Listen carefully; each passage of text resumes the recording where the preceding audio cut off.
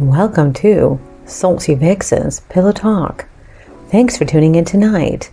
This is the second episode, and each episode I will talk about love, sex, relationships, just random thoughts, naughty thoughts at times, and, personal experiences on top of that. And at the end, I will give a quick story of a Bedtime Stories with Salty Vixen, either a short story or a poem. So pull up a chair, grab some lube, and relax. And enjoy my voice. It's time for Pillow Talk with Salty Vixen.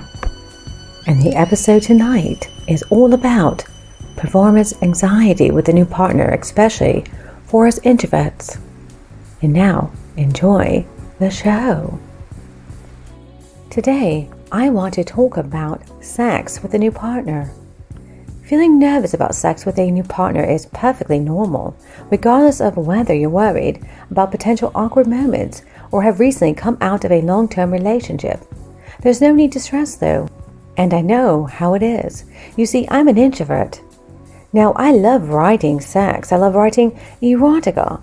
And those tuning in, I am the owner of Bedtime Stories with Salty Vixen. Audio erotica stories, Monday through Friday, and they're all free. Brand new stories each day. Now, with that said, a conversation I had with a guy recently was that when it comes to thoughts and desires and feelings, writing it is simple, is easy, because I get into Salty Vixen mode. I get inspired and create these wonderful stories, these wonderful fantasies, these wonderful desires. But when it comes to expressing my thoughts and emotions personally, I clam up. And it's quite silly when I think about it at 44 years old. But psychologically speaking, there's a reason why I clam up giving my thoughts and desires. It's because, I was hurt for so long by so many people over the years. And my list would say my ex-husband, my sexting relationship, we'll say Shmuley, was nicknamed Shmuley. He's a wonderful person I knew growing up. There's a story I would love to share with you someday, my lovelies. And let's see. The polo player. And it goes back to when I clam up, when I get this knee-jerk reaction, I go back to this one traumatic event, and that makes me feel the smallest I've ever been, and it makes me also wake up and realize I'm beautiful and amazing and strong. And I go back to 1993-94 school year in 8th grade, and that's when I was bullied tremendously. It was bad. In fact, that person took every shred of dignity away from me, all because of some Karen that did not like me. Because you cannot make this stuff up. If you've ever seen teen dramas, right? A lot of those teen dramas come from real life situations. And in my situation, and I still recall that, and I've had people tell me, Salty, why do you care about that? Why do you remember that? Prince Harry is a great example. You see, he talked about the complex PTSD he was going through. And it's because, for an introvert, we can't get over things because we are told, go play tennis, go play music, go do something else, walk it off. The thing is, we can't, because we think deeply, we analyze in our head, we do what I call creativity, mathematical equations in our head, trying to process why things happen the way they did and why we could not express ourselves, our thoughts, and etc. And you see, this person had, because this Karen did not like the fact that I was math partners with her boyfriend. This is what it was. And she threatened me every day to go tell Miss Kapowski, that was my math teacher we all had together, to say I can't work with him. I'm sorry, but I did talk to the teacher. She says, why are you letting this Karen get to you? Your partner's with him, you're working well together, your grades are going up. Yes, my grades were kind of lacking a little bit. And it was quite nice talking to someone who was very kind to me, very sweet guy. And she didn't like that. She was threatened. I'm thinking, why are you threatened by me? I'm a nobody. I wasn't popular.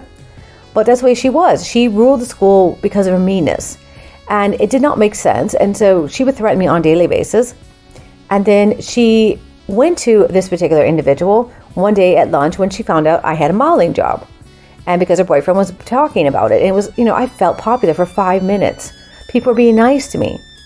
So she walked up to that person because she knew I liked this guy and said, oh, well, this girl likes you. And he's like, I don't like her. And then she wasn't satisfied. So she said some bogus lie that I never said about, I don't even know till this day what exactly it was. But he came up to me and asked me if the rumors were true of what Karen had said. I said, what did she say? He says, oh, well, you know. And I said, I didn't say anything. I don't know what you're talking about, as we had only Spanish and band together, and of course, lunch period. So I could barely talk to him. In fact, he made me very nervous. In fact, now I think about it, I remember him and a trumpet player had decided to be funny in the beginning of the school year and pull the chair up from me. That's right. As I began to sit down, they pulled a chair up from me. I fell and twisted my ankle. And I remember telling the office, and they said, well, you know, it's your word against theirs. We don't have any proof. He's popular or not. I kid you not. This is how schools are. Well, were back then, and I'm assuming they are still the same. Bullies always get away with things. It's unfortunate. And if a victim stands up for themselves, the victim gets in trouble. It's unfortunate. So anyway, and you know, so he came up to me and then he started calling me ugly. I'm the ugliest person in the world. I'm an ugly dog. No one will ever think I'm beautiful. I should not be modeling. And it wasn't enough. And then she went over and said some other bullshit. And then he called me the worst human being ever. Like, I remember running to the payphone that day, and the Karen's boyfriend came up to me and grabbed the phone from my hand and put it on the receiver. What nobody knows that day was I was going to end my life, because this person had made things so bad and embarrassed me for no reason instead of coming to me. And he should have known better. I had never heard a fly. I was never really popular. I had my own group of friends. But he should have known better to make these false accusations all because of some Karen who had, I don't know, she had big boobs at the time. I don't fucking know what it was.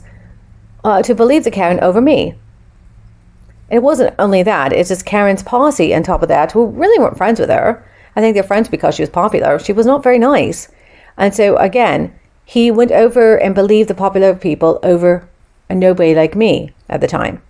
And so, yeah, the boyfriend, Karen's boyfriend, had, you know, hugged me and told me life is beautiful. He's the only one that knew about that moment. And he said he would talk to him.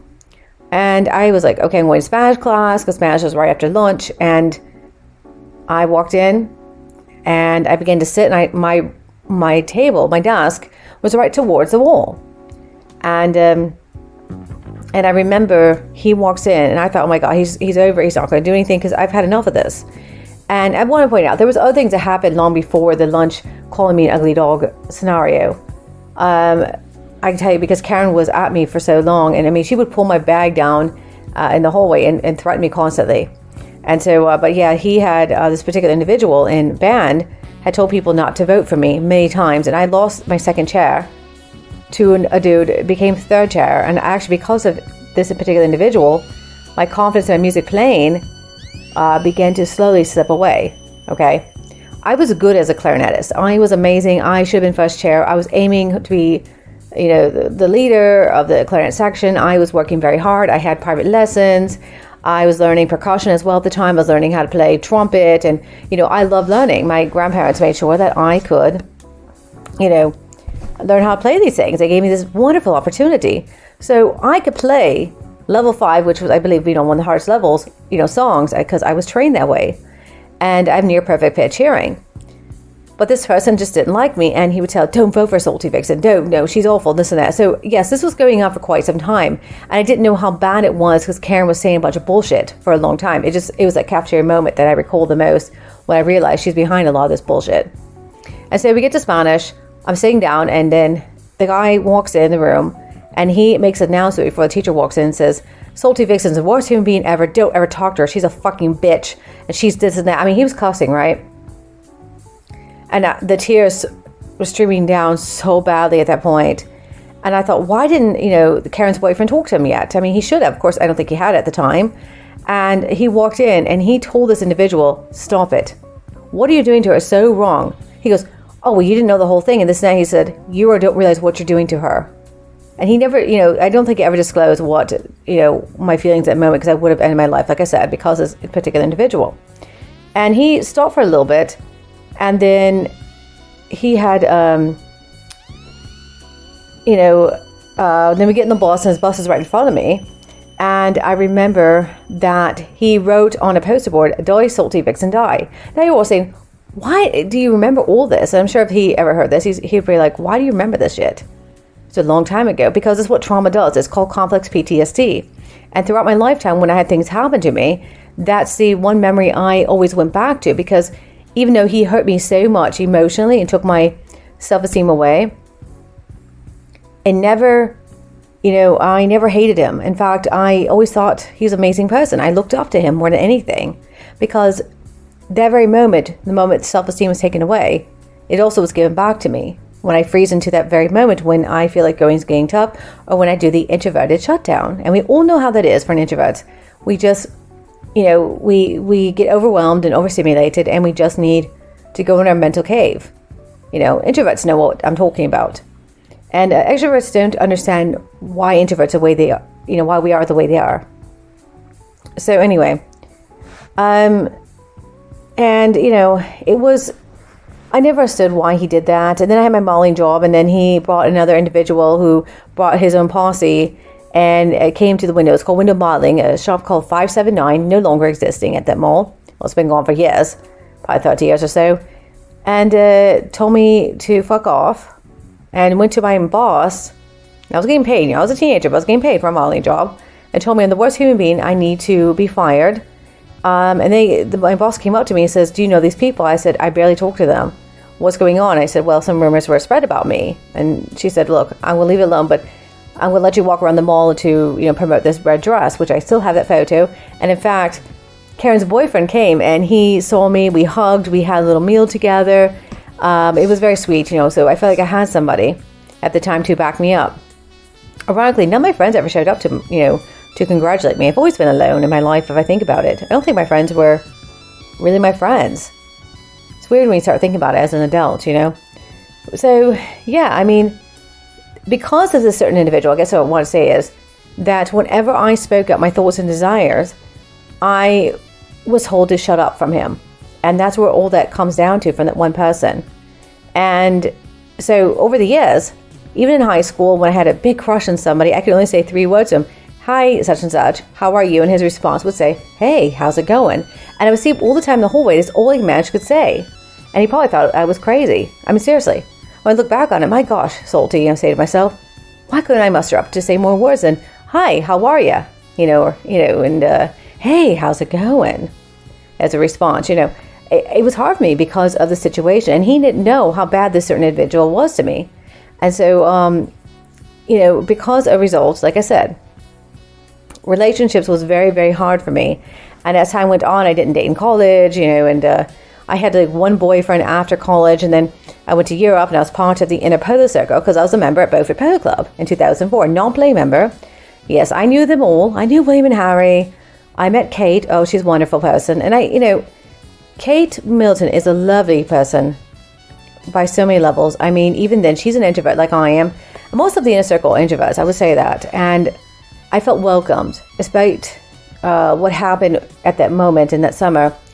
She did stand up for me, and so did William, and so did Harry, and so did Thomas, and so did James. That's all I can say in that matter. 2 of the people were awful to me, treating me like a piece, actually 3 people. And, yes, when they were treating me the way they did as what's the word? A piece of meat, a hookup, a shag meat, having a one-night stand kind of thing. That's what they expected in me because of the stereotype of Americans. Show up to polo for the Royals, which I did not show up for Royals. I showed up to watch a game, honestly, that day. I didn't know I'd become a member. But here I am. And so as part of that, went to all these wonderful house parties, got to hang out with, celebrities and royalty. And it was really cool being part of something. But I couldn't get into a relationship because I would freeze up and think about that very moment because one person did. Now you're thinking, Salty, again, why does it affect you? Well, because I think part of it is he never apologized. I know I'll never get one, but I think that was, in my mind, I began to believe it because he would say it every day for the rest of my school year of 7th grade. And in 8th grade a little bit. I think we had one class in 8th grade. I think it was it was a band. But yeah, he just never apologized to people. He was awful to a lot. And for years and years and years, people remembered how bad he was to me, even after college. we would talk about, these people I would see at a local bar at Roosevelt's, and I'll say, oh my gosh, I remember when that person was so mean to you. I said, no, he's a good person. And they're like, why do you stand up for someone that would treat you like crap? And that's just because as an introvert, I learned that this was the norm for me. And you think, oh, this is nuts. No, it's not.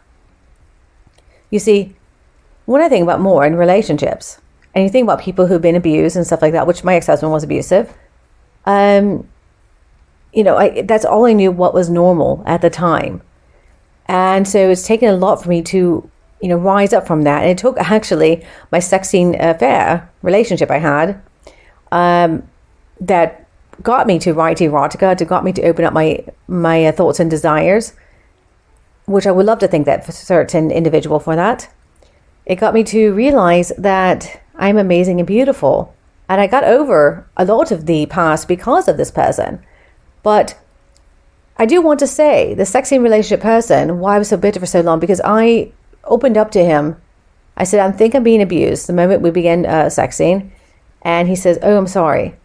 Now, the reality of it is, I think he should have done something or said something to help me to get out of it more. But what would he do? He was being dirty in the first place. And I reverted back to that very moment in middle school. He didn't know that. He didn't even know how this person treated me. He didn't know why I was so shy. He didn't know why I had no confidence. Now, fast forward. Now I'm 44 and dating's been shite. I talk about that on saltyvixenstories.com. A Spot with Salty Vixen podcast. I started for about a year. I paused for a bit. And that was a podcast for love, sex, and relationship advice. But, I would, climb up. I've had one sort of like a friendship relationship. Nothing came from that. I have not had a proper relationship in many, many years because I climb up. I get scared. And big thing is, I tell people I don't do hookups. Of course, we know the dating world is a hookup culture. So, it's not just me. I see a lot on Reddit. I, read about in other forums that it's the same shit for dating world. But in my case, I would definitely say that, how should I word it? I'm afraid of being hurt. And I think that's at the end of the day, I am. And even when you're talking to someone that's become your friend, a flirty friend, potential partner for, intimacy, to talk about sex has been hard for me. And again, I'm good at writing about, oh my God, I have a naughty mind. And that's a result from my sex scene relationship I had years ago, because I haven't had stability since then. And that was the first time I realized, wow, talking about sex is normal. My ex-husband, who was, abusive to me, whenever I brought up intimacy, he would tell me he's not into it. He's not, we don't talk about it. I'm like, but it's normal to talk about it. It's normal to have fun, normal to enjoy life.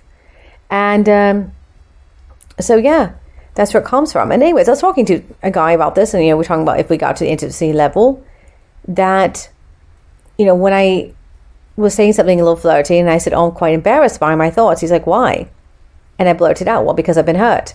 If you can't talk about your thoughts and desires to your friend or potential partner, and if they're not going to listen, then what's the point of talking to them? Like, you should be able to say, hey, this is my thoughts and feelings. If you like me, well, now you know. This is how I feel. And to work through it, to make a person feel comfortable. And unfortunately, in the dating world, because everybody wants to hook up, pump and dump, as I obviously, I say all the time, and move on to the next person, it, can emotionally scar people. And so I climb up. So yes, that's where I've been. So when it comes to, new partners and whatnot, it's a very nervous feeling. And it's, it's normal to feel that way. It's normal to feel anxious. But don't worry, my lovelies. Take a deep breath. Performance anxiety is extremely real, and it takes all the fun out of your sex life. In fact, if you're too nervous about sleeping with a new partner, it might end up meaning there's no performance at all. If you catch our drift. And that applies to everyone. Instead, try easing your way into it and lower your expectations. First time sex with a new partner, it doesn't matter how many partners you've had in the past. It's like a new experience. It's more about exploring each other's bodies and figuring out what works for you, not just putting on a show and trying too hard to impress, which, want to say, it's not like Hollywood. It's not like watching RedTube videos. First-time sex with a new partner can be extremely awkward and extremely frustrating, but don't let the frustration get to either one of you. Just say, you know what? We tried it. Maybe it worked, maybe it didn't. Hopefully it works, of course. But don't put too much pressure on yourself. And that's what I'm trying to say this whole podcast. We, as an introvert or anyone who's gone through complex PTSD knows that we put so much pressure on ourselves because we're worried what other people think about us. And so when you're having intimacy with that person, you're thinking, oh gosh, am I good enough? Am I pretty enough? Is my body good enough? And as you get older, like I said, I'm in my 40s. I don't look like my 20s. It's life. Your body changes. It's normal. But unfortunately, with the filter world and in the dating world, well, the dating apps, men want women to look like Barbies and women want men to look like Ken. Not for everyone, but that's a stereotype. And it's unfortunate because we put a lot of pressure on ourselves to look beautiful. And remember I said in my previous podcast, I talked about don't use filters. Be yourself. Don't use photos that are 20 years old. Be yourself. Because eventually that person's out there to say, you know what, I like the way you look. I like the fact you have a little stomach there. I like the fact you got a booty. I like the fact that you're not perfect. Because guess what? Nobody's perfect. But when you find that person, you accept each other. So I just want to point that out that, just enjoy life. Life is short. Have fun with it. And yes, those who are tuning in wonder, well, gee, am I letting this, get to me from the past? No, I don't. To be honest, I don't clam up as much as I do. And I don't think about that traumatic moment as much as I do anymore. It's when I get triggered, when those triggers get in. Now, what causes me to trigger back to that certain individual? It's when I'm feeling extremely anxious. And that's where it comes from. It sucks, I know. But it happens to many people who've been through trauma. And don't worry, you'll get over it. Seeing a therapist will definitely help. BetterUp is a great website, great company. I've used it a couple of times. But you have to find out what works to soothe your triggers. And for me, it's writing erotica. That's why I write it. Because it was therapeutic for me after my traumatic event from both my ex-husband and my sex scene relationship, how shit hit the fan with everything. Being used was very hard on me. And as an introvert, as someone who has been abused by my ex, who's been hurt by so many people in my life, the person that I cared so much, I looked up to, also treated me like shit and used me for, virtual sex, basically. And it was hot, don't get me wrong. Oh my God, the sex scene was amazing. And so was the, I'm going to say it's been years. So was the FaceTime sex we had. It was hot. It was like something out of a 90s porn video. I'm not joking. It was really, really hot. The hottest thing that's ever happened to me in years. And I remember I wasn't that nervous. I felt beautiful because he made me beautiful. He made me feel that I was important, which a partner should regardless. But again, I didn't realize that he was using me as a virtual plaything. And so a lot of that, psychologically speaking, that's where my character, Salty Vixen, molded from a lot of this. Not just that event. That's what the erotica is a result from. And I tell people, my name comes from a good place, but it comes from taking all the shit hitting the fan and turning it into a positive experience. So the root of it is from, that moment in 8th grade. The character comes from England because that's the first time I used Salty Vixen, 18 June 2004. And my erotica writing, well, that comes from, as I've said many times before, that moment from my sex scene relationship. It's a long time ago, but I had to do something to help calm my anxiety nerves, calm my introverted life, to calm my personality, but also calm all that shit that happened to me because I had to get more confidence. I had to gain confidence, and boy, I have, being Salty Vixen. But at the same time, I'm still that timid little mouse. At least in real life. But when I get that way, well, my erotica, yes, baby. I love to write my bedtime stories with Salty Vixen because that's when I'm the most confident. And I just have to get there. All right, my lovelies, the final thought I have of the day is, it's a story by Salty Vixen. Remember, at the end of every podcast, I will always do a small poem or a quick story just for fun.